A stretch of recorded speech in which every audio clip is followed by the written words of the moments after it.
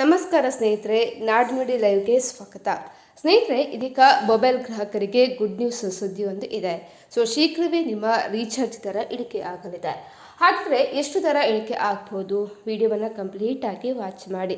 Mobile phone ಬಳಕೆದಾರರಿಗೆ ಇದು ಅತ್ಯಂತ ಸಂತೋಷದ ಸುದ್ದಿ. ಯಾಕಂತ ಹೇಳಿದ್ರೆ ಇನ್ಮುಂದೆ ರೀಚಾರ್ಜ್ ಪ್ಲಾನ್ಗಳ ಬೆಲೆ ಕೂಡ ಇಳಿಕೆಯಾಗಲಿದೆ. ಟೆಲಿಕಾಂ ಕಂಪನಿಗಳ ಏಕಸ್ವಾಮ್ಯಕ್ಕೆ ಬ್ರೇಕ್ ಹಾಕಲು ಇದೀಗ telecom regulatory authority of India ಹೊಸ ನಿಯಮಗಳನ್ನು ಜಾರಿಗೆ ತಂದಿದೆ.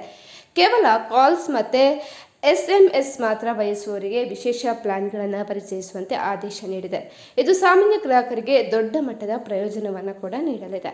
ಇನ್ನು ರೀಚಾರ್ಜ್ ದರಗಳ ಏರಿಕೆಯಿಂದ ಕಂಗೆಟ್ಟಿರುವಂತಹ ಗ್ರಾಹಕರಿಗೆ ನೆಮ್ಮದಿ ನೀಡಲು ಇದೀಗ ಟ್ರಾಯ್ ಈ ಪ್ರಮುಖ ನಿರ್ಧಾರವನ್ನು ಕೈಗೊಂಡಿದೆ.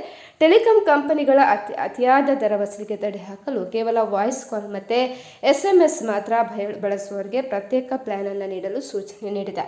ಪ್ರಸ್ತುತ ಎಲ್ಲ ಕಂಪನಿಗಳು ನೀಡ್ತಾ ಇರುವಂತಹ ಪ್ಲಾನ್ಗಳು ಹೆಚ್ಚಾಗಿ ಡೇಟಾ ಆಧಾರಿತವಾಗಿದೆ. ಇದರಿಂದಾಗಿ ಇಂಟರ್ನೆಟ್ ಬಳಸಿದವರು ಕೂಡ ಅನಿವಾರ್ಯವಾಗಿ ಹೆಚ್ಚಿನ ಹಣವನ್ನು ನೀಡಿ ಡೇಟಾ ಪ್ಯಾಕ್ ಒಳಗೊಂಡ ರೀಚಾರ್ಜ್ ಮಾಡಿಸಿಕೊಳ್ಳಬೇಕಾದ ಪರಿಸ್ಥಿತಿ ಇತ್ತು. ಆದರೆ ಈಗ ಟ್ರಾಯ್ ನಿರ್ಧಾರದಿಂದಾಗಿ ಡೇಟಾ ಇಲ್ಲದ ಕೇವಲ ಕಾಲ್ಸ್ ಮತ್ತು SMS ಒಳಗೊಂಡ ಅಗ್ಗದ ಪ್ಲಾನ್ಗಳು ಮಾರುಕಟ್ಟೆಗೆ ಬರಲಿದೆ.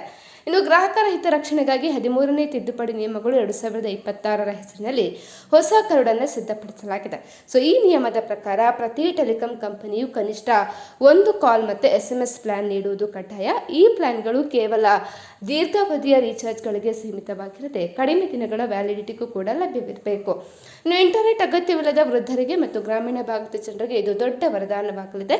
ಬಳಕೆದಾರರು ತಮಗೆ ಬೇಕಾದ ಸೇವೆಗಳನ್ನು ಮಾತ್ರ ಆಯ್ದುಕೊಳ್ಳುವ ಅವಕಾಶ ಸಿಗ್ತದೆ.